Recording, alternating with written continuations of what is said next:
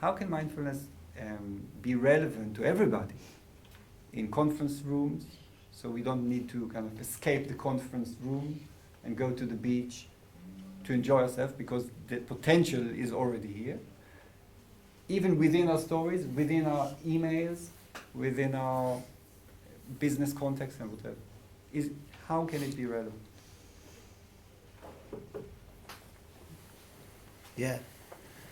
Thanks for that. And I think that really is the heart of the matter, is relevance, and having practice meet that which is called outside of practice in a way which is harmonious, and to create an integration. Or else we are engaging in some secluded endeavor which does not interact perhaps enough with the rest of our lives and with other people. Okay, with other people, this is important. So I think when I think about my life, and when I think about the life of people that I meet and of other people around the world, and when I think about what is wellness, so I remember something that my teacher said to me. My teacher just left his body a few months ago, and I held his presence and his teaching very closely for 18 years. And one time he said to me, "Shantam, all people are born as originals, but most people die as copies."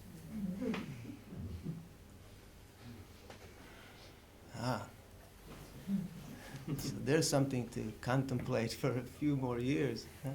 So therefore what? And what does that mean? And how is that related to mindfulness? How is that related to relationship and to wellness?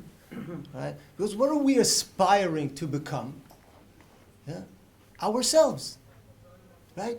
We want to realize most naturally that which we already are. Right? We are moving into becoming the very element, the essence of our being. And this is where I get back to that gap between present moment experience and conclusion or story. And this, to my mind, is where well-being resides. And that's why mindfulness is relevant across the board for everybody. Right? Because this experience is not just some secluded thing experienced in a cave in India, or on the meditation cushion, or on the surfboard. I have an expert here in surfing and mindfulness, which I met yesterday, so I'm very excited about that. I'm looking at him as I make this comment. From Portugal, right? Yeah, from Portugal.